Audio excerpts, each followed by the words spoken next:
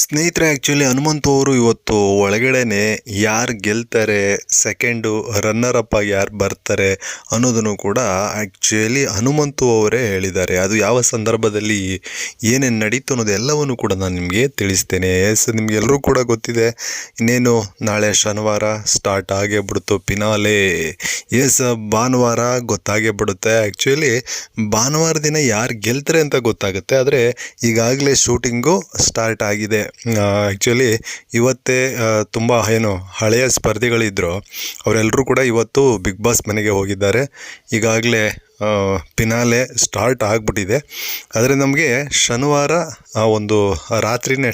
ರಾತ್ರಿನೇ ಗೊತ್ತಾಗ್ಬಿಡುತ್ತೆ. ಯಾಕೆಂದರೆ ಒಳಗಡೆ ಎಲ್ಲ ಶೂಟಿಂಗ್ ಮುಗಿದೋಗೋದ್ರಿಂದ ಶನಿವಾರ ರಾತ್ರಿನೇ ಯಾರು ಗೆದ್ದರು, ಯಾರು ಸೋತರು, ಯಾರು ಟ್ರೋಫಿನ ತೆಗೆದುಕೊಂಡ್ರು, ಇವೆಲ್ಲವೂ ಕೂಡ ನಮಗೆ ಗೊತ್ತಾಗ್ಬಿಡುತ್ತೆ. ಆದರೆ ಭಾನುವಾರ ಎಪಿಸೋಡ್ ಬರುತ್ತೆ, ಅದೆಲ್ಲರೂ ಗೊತ್ತಿರತಕ್ಕಂಥದ್ದು. ಇಲ್ಲಿ ಆ್ಯಕ್ಚುಲಿ ಹನುಮಂತು ಮತ್ತು ನಮ್ಮ ಮಂಜಣ್ಣ ಇಬ್ಬರು ಕೂಡ ಮಾತಾಡ್ತಾ ಕುಳಿತಿರ್ತಾರೆ. ನಮ್ಮ ಮಂಜಣ್ಣ ಕೇಳ್ತಾರೆ, ಯಾರು ಗೆಲ್ಬೋದು, ಯಾರು ರನ್ನರ್ ಅಪ್ ಆಗಿ ಬರ್ಬೋದು ಅಂತ ಆ್ಯಕ್ಚುಲಿ ಹನುಮಂತು ಅವರನ್ನು ಕೇಳ್ತಾರೆ. ಅದಕ್ಕೆ ಹನುಮಂತು ಅವರು ಹೇಳ್ತಕ್ಕಂಥದ್ದು ಒಂದೇ ಒಂದು ಉತ್ತರ, ಅದೇನಪ್ಪ ಅಂತಂದರೆ ಗೆಲ್ಲೋದು ನಾನೇ ಅಂತ ಪಕ್ಕ ಖಂಡಿತವಾಗಿ ಹೇಳ್ತಾರೆ.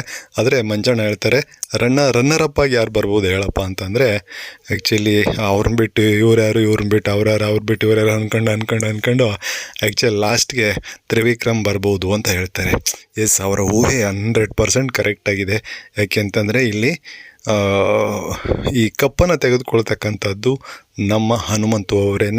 ರನ್ನರ್ ಅಪ್ ಆಗಿ ಬರ್ತಕ್ಕಂಥದ್ದು ಆ್ಯಕ್ಚುಲಿ ಗ್ಯಾರಂಟಿ ತ್ರಿವಿಕ್ರಮ್ ಅವರೇ. ಆದರೆ ಮಂಜಣ್ಣ ಇದನ್ನು ಒಪ್ಕೊಳ್ಳಲ್ಲ. ಮಂಜಣ್ಣ ಹೇಳ್ತಾನೆ, ಇಲ್ಲ ನೀನು ಕಪ್ಪನ್ನು ತೆಗೆದುಕೊಳ್ತೀಯ, ಆದರೆ ರನ್ನರ್ ಅಪ್ ಆಗಿ ಬರ್ತಕ್ಕಂಥದ್ದು ನಾನು, ಅಂದರೆ ಮಂಜಣ್ಣ, ನಾನೇ ಬರ್ತಕ್ಕಂಥದ್ದು ಅಂತ ಆ್ಯಕ್ಚುಲಿ ಮಂಜಣ್ಣ ಖಂಡಿತವಾಗಿ ಹೇಳ್ತಾನೆ. ಆ್ಯಕ್ಚುಲಿ ಕೂತ್ಕೊಂಡು ಈ ಒಂದು ಚರ್ಚೆ ಇವತ್ತು ನಡೀತಾ ಇತ್ತು. ಆ್ಯಕ್ಚುಲಿ ಅದು ಸತ್ಯನೂ ಕೂಡ ಆಗ್ಬೋದು. ನಿಮ್ಗೇನು ಅನ್ನಿಸ್ತಾ ಇದೆ ಕಮೆಂಟ್ ಮಾಡಿ.